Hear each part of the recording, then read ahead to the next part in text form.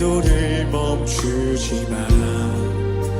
눈앞의 상황이 마음을 눌러도 원망치 마라. 너의 입을 지켜라. 저들은 너의 입을 보고 있다.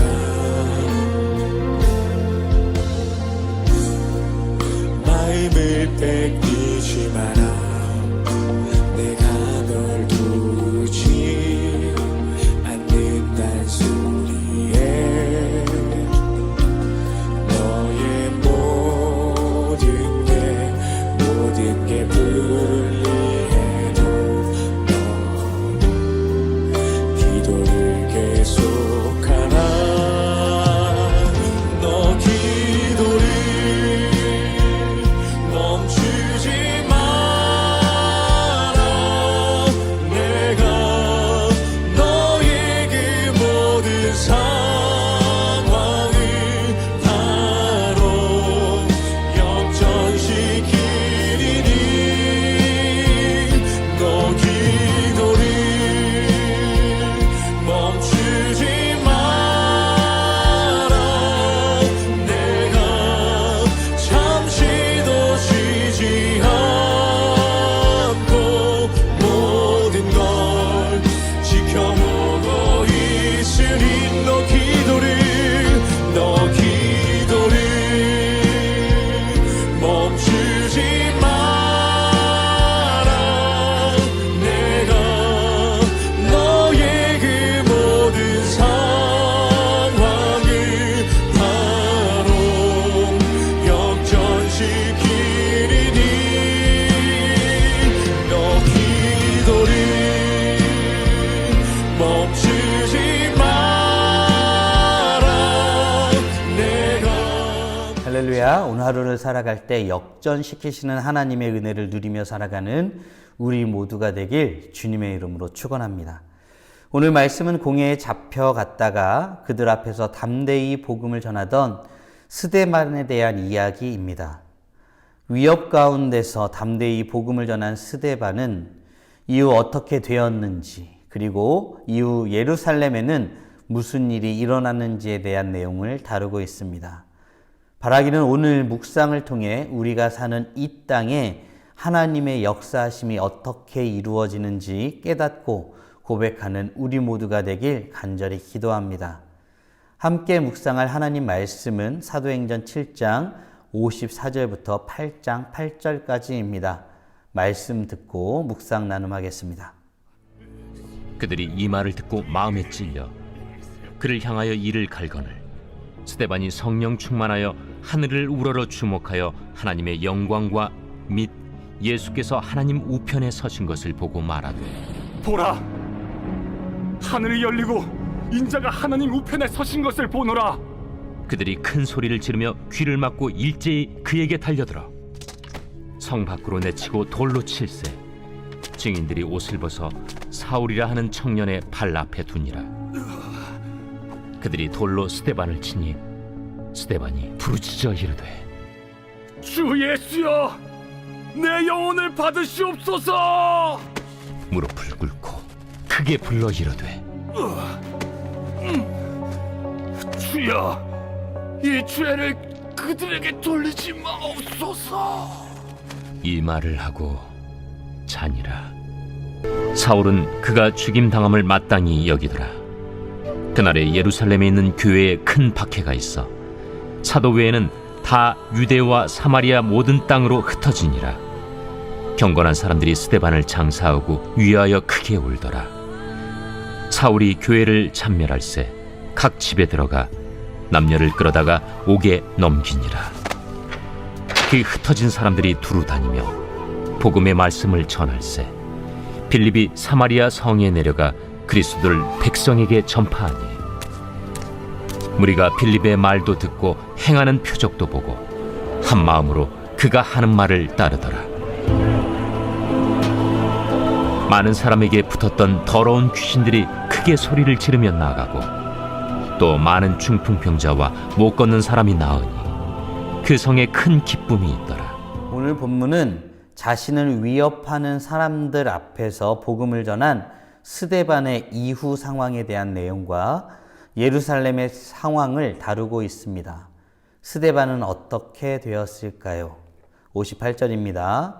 성 밖으로 내치고 돌로 칠세 증인들이 옷을 벗어 사울이라 하는 청년의 발 앞에 두니라.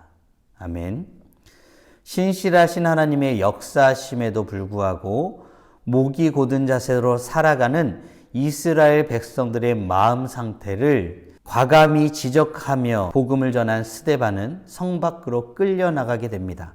그리고 그 사람들이 던지는 돌에 맞는 고통을 받게 됩니다. 참 의아한 것은 왜 사람들이 돌로 치면서까지 분노하였는가 하는 것입니다. 성경은 사람들이 스데반의 설교를 듣고 마음에 찔렸다고 증언합니다. 마음에 찔린 사람들이 할 수 있는 행동이라는 것이 고작 마음에 찔리는 말을 한 사람을 돌로 쳐 죽이는 것이라니요. 어떻게 이런 일을 할 수 있을까요? 마음에 찔리는 말을 받아들일 준비가 전혀 되어 있지 않기 때문입니다. 그 말을 통해 자신을 성찰하고 돌볼 준비가 전혀 되지 않은 것입니다. 즉, 마음이 그것을 고려할 만큼 받아들일 만큼 부드럽지 못한 것입니다. 강팍한 것입니다. 돌에 맞아 죽던 스데반은 어땠을까요? 어떤 자세였을까요? 자신의 영혼을 의탁하는 기도를 올려드립니다. 그러면서 자신을 향해 돌을 던지는 이들을 위한 기도도 함께 올려드립니다. 어떤 기도였을까요? 무릎을 꿇고 크게 불러 이르되 주여 이 죄를 그들에게 돌리지 마옵소서 이 말을 하고 자니라. 지금 스데반은 자신을 정죄하고 잡아가두고 결국 진심으로 전한 말을 받아들이지 못할 뿐더러 돌을 들어 치는 사람들을 위해 기도하고 있습니다. 용서해 달라고 하나님 앞에 간구하고 있습니다.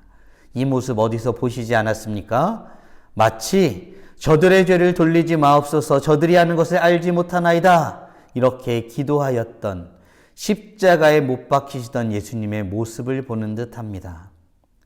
문제는 스데반 사건 이후입니다. 스데반은 죽었습니다. 이제 예수를 그리스도라 고백하는 사람들에게 큰 일이 생긴 것입니다. 자칫 스데반과 같이 담대함으로 복음을 전하다가는 모두 돌로 맞아 죽게 생겼습니다. 복음을 전하려 최소한 목숨을 내놓아야 할 처지인 것입니다. 우리는 이런 때에 근본적인 질문을 하게 됩니다. 어떤 질문인가요? 하나님은 이런 때에 어떻게 하고 계실까요? 왜 그렇습니까? 이때 예수님을 믿는 사람들에겐 큰 변화가 있었기 때문입니다. 성경은 이 당시 예루살렘에 있는 교회의 상황을 잘 설명하고 있습니다. 당시 예루살렘에 있는 교회에 큰 박해가 있었다고 말합니다. 그리고 그로 인해 예수를 믿는 자들이 유대와 사마리아 모든 땅으로 흩어졌다고 설명합니다. 그리고 흩어진 자들은 표적이 되었기에 잡혀갈 수 있는 위협 속에서 숨어 살아야 했습니다. 뿐만 아니라 성경은 이런 상황 가운데 흩어진 사람들이 어떻게 살았는지에 대해서 잘 설명하고 있습니다. 4절입니다. 그 흩어진 사람들이 두루 다니며 복음의 말씀을 전할세. 아멘. 흩어진 사람들은 이런 상황에서도 복음의 말씀을 전하였습니다. 복음을 전할 때 표적도 일어났습니다. 한 마음으로 전해진 복음을 따르는 일이 있었습니다. 귀신들이 떠났습니다. 당시 저주받은 병이라 여겨졌던 중풍병과 문둥병이 나았습니다. 8절입니다. 그 성에 큰 기쁨이 있더라. 아멘. 복음, 즉 그리스도가 전해지는 곳, 복음이 받아들여진 곳에는 큰 기쁨이 있었습니다. 사랑하는 성도 여러분, 말씀을 정리하며 묵상해 보겠습니다. 복음을 담대히 전하는 사람이 핍박을 받는 것을 넘어서 돌에 맞아 죽었습니다. 그 두려움 가운데 더 많은 핍박이 찾아왔습니다. 예수를 믿는다고만 하면 쉽게 감옥에 갈 수 있습니다. 그래서 사람들은 흩어졌습니다. 그러나 그곳에서도 그들은 복음을 전하는 일을 결코 멈추지 않았습니다. 복음은 멈춰지지 않습니다. 아무 일도 일어나지 않을 것 같은 지금의 때에도 복음이 전해짐을 믿으시는 우리 모두가 되길 주님의 이름으로 축원합니다. 하나님은 복음 전하는 일을 포기하지 않으십니다. 때로는 상황을 역전시키시며 복음을 끝내 우리에게, 그들에게 전하십니다. 그런 의미에서 우리는 질문해 보아야겠습니다. 우리는 어려움 가운데서도 복음을 전하고 싶은 마음이 있습니까? 아울러 우리에게 있는 이 어려움 가운데서 역전시키시는 하나님을 기대하며 나아가고 있습니까? 바라기는 역전하는 하나님을 기대하는 우리 모두가 되길 간절히 원합니다.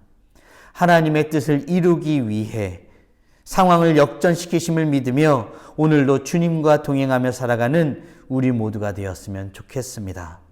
오늘도 찬란하게 빛나십시오. 다 함께 기도하겠습니다. 살아계신 하나님, 오늘도 역전시키시는 하나님을 기대하며 주님 앞에 기도하며 나아갑니다. 주님의 뜻대로 모든 것이 이루어지지만 우리의 상황 가운데서도 하나님의 뜻 가운데 역전시키시며 주님의 뜻을 이루실 뿐만 아니라 주님의 복음을 끝내 전하시는 하나님임을 고백하며 나아갑니다. 주여 말씀하여 주시옵소서.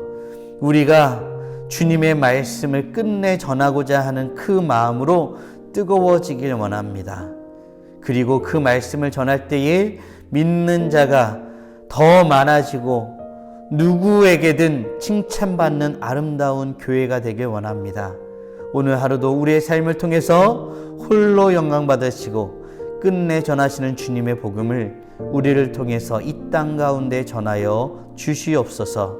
이 모든 말씀 우리 주 예수 그리스도의 이름으로 기도드리옵나이다. 아멘.